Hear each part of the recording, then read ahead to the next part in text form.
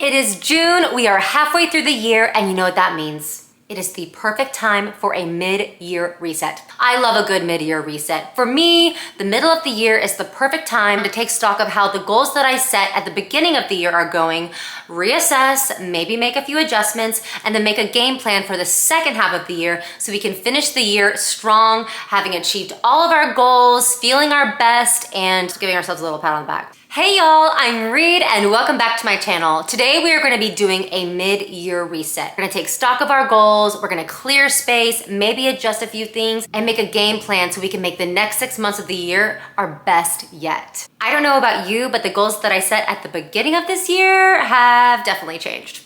And things have occurred in my life that have caused me to want different things and just feel the need to reassess how I go about getting what I want. I mean, y'all, things happen that I could have never expected. And even though I'm grateful for them and my life is a lot more fun and exciting and definitely juicy than I could have imagined back in January, I still feel the need to reassess and create a new game plan for how I'm gonna tackle what I want now. And if you are a lot like me and your goals that you set in January maybe are no longer your goals, or you just have other things in your life that you're wanting to focus on more than what you set your intention on in January, that is a good thing. It means you are living life. It means you're getting out there and taking risks and putting yourself out there. A lot of the things that have shifted in my life weren't necessarily my first initial choice, but they're things that occurred that caused me to want different things for myself.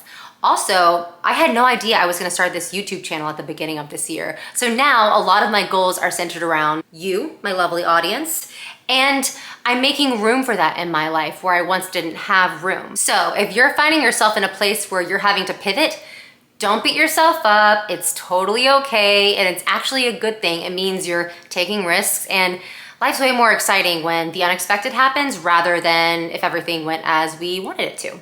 Okay, so for your mid-year reset, I want you to set aside an hour of your day at some point this week to do your reset. I want you to get cozy, maybe make a cup of tea or a glass of wine, get centered, get out your journal or your computer, however you want to write things down, so that there are no distractions because this hour is all about you. For me, the first 6 months of the year have felt like everything in my life has been reorganized. We moved, we now have a dog, I started this YouTube channel, which I could have never expected, and other things in my life have just been shifting around, and it was almost as if the universe was setting me up for a foundation for me to actually launch. Beginning of this year, I was planting seeds, I was reorganizing my life, creating a solid foundation, and now the second 6 months of the year, we are lifting off. It's almost like you plant seeds and now my flowers are blooming. So approach this mid-year reset, not from a place of like looking at your goals and judging what you might have accomplished or not have accomplished. Go easy on yourself when you look at your list of goals from the beginning of this year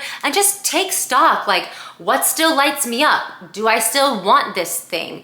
Have I been going about it a certain way that's not working and I need to reassess and shift, even if it might feel uncomfortable? I have my goals on my phone, and first thing we're gonna do is revisit our goals at the beginning of the year. So I'm taking stock of my goals, and one thing that is very clear that I manifested was our new home. I wasn't necessarily even wanting to move into a home. I was hoping to stay in an apartment, and this was like a happy surprise that this house became available. But I manifested it for less than the price that we wanted and in an amazing part of town, and we're really happy here. So I accomplished that goal. A lot of my goals are involving acting, and I'm gonna be real with y'all, the entertainment industry is still pretty slow after those strikes and COVID and just the perfect storm of there not being a lot of money to make things. So for me and all my actor friends, we've had to adjust a bit. There haven't been as many auditions as there usually are. So finding other ways to be creative and keep the needle moving forward in my acting career, like this YouTube channel, has been a big thing for me, staying in class. So some of my goals have been like book a job. The opportunities to make that happen have been a lot fewer. So I'm gonna keep that goal on my list, but I'm gonna take the pressure off, and honestly, I'm not really gonna pursue that as hard as I was. I mean, obviously when I get auditions, I'm gonna have the best time with them and be so grateful and give them my all. However, the majority of my time is gonna be spent now rather than like praying for an audition to come along. My time is gonna be spent self-generating my own work, my Substack, my YouTube channel, staying in acting class. It's gonna be more focused on things that I can control rather than what I can't. my Substack goals. So my Substack goals, I've been doing my Substack for almost a year now, about 10 months. And my goals are very much about the number of subscribers I have. I post every Tuesday without fail. So I didn't even put that as a goal to post every Tuesday because I had already considered that to be like a given. But I'm thinking I'm gonna keep that on there because I know as I continue to write my blog, I will probably hit some resistance and feel a bit tired of doing it. So I'm gonna add to my goals on my Substack to post every Tuesday, keep doing that. And I think as far as subscriber count goes, I'm gonna reassess every month. So I'm not gonna have like a big goal of like how many subscribers I want by the end of the year. I'm gonna assess it by every month because some months I get more subscribers than I do other months. And I really just wanna focus on the work that I'm putting out there more rather than hoping to get a certain amount of subscribers. Let's see, do a TED Talk. Maybe I'm practicing for that on YouTube. Write an article for a magazine. I have done nothing to make that happen. I need to start submitting more. I need to start submitting in general. I'm gonna start submitting to magazines and trying to get something published, so I have not acted on that, but I will. And that's pretty much it. I was really gung-ho on my Substack at the beginning of the year, and now I feel I'm more 50-50 YouTube and Substack. So I'm gonna add another goal. I am going to be making a goal for my YouTube channel, and I'm gonna go ahead and say it out loud. I want to have 1,000 subscribers at the end of this year. So that's 6 months from now, I wanna have 1,000 subscribers. I said it. I have nowhere near that right now. However, I do believe that if I am consistent and I keep making content that's from the heart, I will achieve this goal. Oh, and I will be posting at least 1 video a week, ideally 2. That's the goal. So exciting. Also, another goal that I'm adding into my goals for the year, which I'm shocked was not on the first 6 months of this year goal list, is I am really focusing on my health. I did not make any goals in January regarding my health for this year, and I felt like I was in a good place, but I also just like wasn't really like caring, you know? Does that make sense? Like I didn't let myself go, but I also had things that felt more important to me, which for me personally, I feel like health and wellness and all the things we do to stay healthy, like eating well and exercising, those are all just tools so that we feel good in our day-to-day lives so that we can actually achieve our goals and live a healthy life. It's not like I put health and wellness in the center of my world, especially for someone who struggled with eating disorders, because I did in the past. So for me, now I'm in a place where I see that the goals I have for myself, the only way I can achieve them is if I feel my best. So I'm setting a goal for health. It's not to lose a certain amount of weight. It's not to be on a strict diet. It's just little things here and there I can do to feel better. And here are the main ones for me. Sleep. I'm making a goal to get at least 7 to 8 hours of sleep every night. I know it's not possible every night, but over the past few months, I don't know if it's moving or all the changes that we've had and like getting a dog, I have been getting very few hours of sleep. Like we're talking in like the 5 hours of sleep, which is not good, especially for a woman. So I am really going to be working on my sleep hygiene. That looks like taking magnesium before bed, maybe meditating before bed, just getting in bed earlier and reading a book and winding down. So I'm gonna be really working on sleep. I have also gotten back on my smoothie game. I've been doing smoothies for the past 2 weeks and I feel amazing.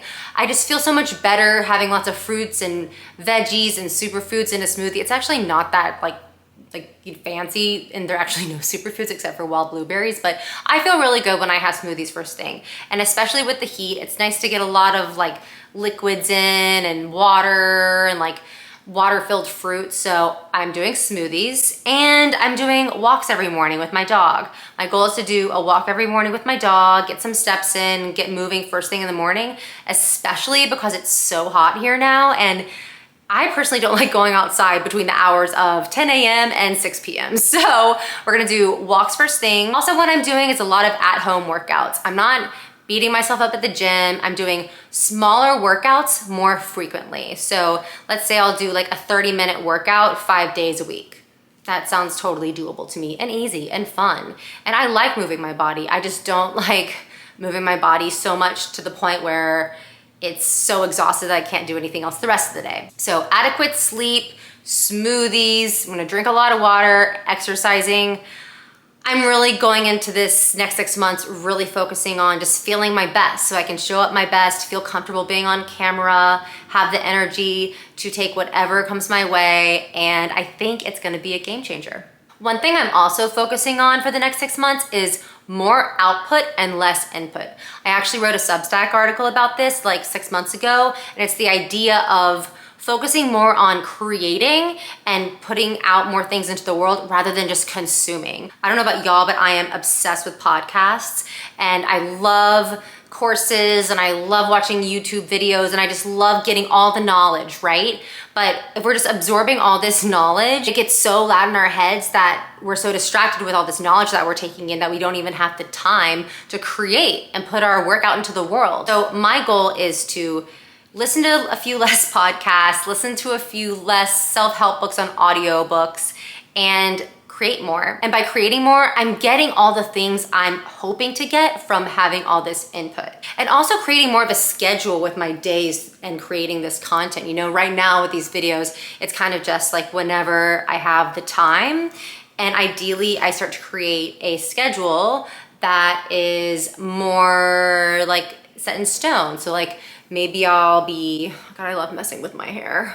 Ugh. So like maybe my schedule is, I film 2 videos on Tuesday and I edit them throughout the week and release 2 later in the week. I don't know, but I'm gonna figure that out.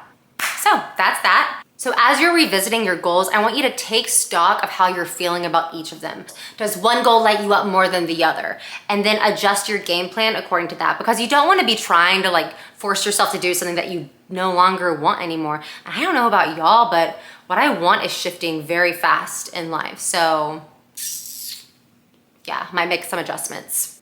Okay, so the next step in our mid-year reset is we are going to clear clutter. We are gonna clear space. We are gonna declutter everything from our physical space to our mental space to our online space. We're gonna get rid of everything that takes up space, okay? If you're seeing someone, like some guy that's wasting your time, get rid of them. Declutter, bye. If you're wasting time obsessing over something or someone that doesn't care about you back, bye. Decluttering space. First thing what you're gonna do, I want you to go into your room. I want you to throw out all the clothes that you don't wear. I know it's hard, and I'm gonna have to take my own advice on this and probably rewatch this video because I do not like throwing away my clothes, but I'm gonna throw away all the clothes that I don't wear. I'm gonna move all my winter clothes into the other room and have only my summer clothes in my closet. So I have space for that. We're just gonna get rid of all the physical clutter in our lives that we don't need. Clean out my car, clean out my desk. And also I got really lucky because we moved into this house mid-May, just, God, like a little over 2 weeks ago. So I was able to declutter a lot when I was moving, but if you haven't moved recently, it's really great to go through and throw out anything that you don't need anymore. We're clearing space in our life and creating more space for what we want to come through. I'm gonna go through my phone, delete all old messages. I'm gonna go through my computer, delete anything that's taking up space, any old videos that I no longer have use for, get rid of documents that I downloaded that I no longer need. Just create space in every aspect of your life. Also, I want you to sit down and write down all the habits and things you're doing right now that either don't serve you or waste time. For me, I really want to declutter my time. I want to let go of procrastinating. I want to get more to the point of what I'm trying to do each day, first thing in the morning. I really want to make better use of my time. And in order to make better use of my time, I need to clear my day of all the things that I'm doing that are not serving me, like scrolling on the gram.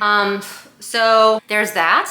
So now that we've taken stock of our goals, made new goals, and cleared space for them to come through, now we're gonna make a game plan for the next 6 months. What I want you to do is go to each goal that you have and decide one action step that you can do for that goal that will supercharge your success. So for me, my YouTube channel, my goal is 1,000 subscribers. My one action I'm gonna do is get a new editing software. I'm gonna invest in a really nice editing software that's gonna make my content way better. It's definitely gonna take some time to learn how to do it, but I'm so excited to learn because I love doing this. So by making better quality videos with this new editing software, it will get me closer to my goal of 1,000 subscribers. So find one thing for each goal that you can do to supercharge your success. And that's it. I hope you guys enjoyed doing this mid-year reset with me. Keep in mind, it doesn't have to be a lot. It doesn't have to be stressful. It can be easy. It can be fun. And don't be afraid to readjust your goals. And don't, like if you set a goal for yourself in January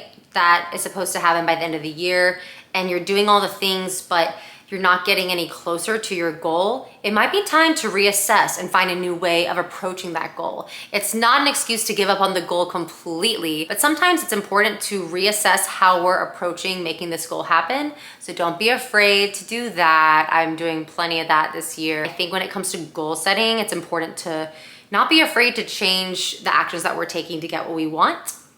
And to also set realistic expectations. Set goals for yourself that are challenging, but not too unrealistic, you know? For me, all of my goals are all about setting myself up to feel comfortable being seen and put myself out there. So make sure that you're actually making goals that are set in place to support you on achieving your other goals. So my health goal is there to support myself to actually hit my 1,000 subscriber goal, because when I feel better about myself, I'll feel more excited to show up on camera. Okay, y'all, thank you so much for joining me. I hope you have a lot of fun doing your mid-year reset. Let me know in the comments if there's anything you need more help with, or if you want to share one of your goals that you have for yourself. Remember to have fun with this, and I'll see y'all next time.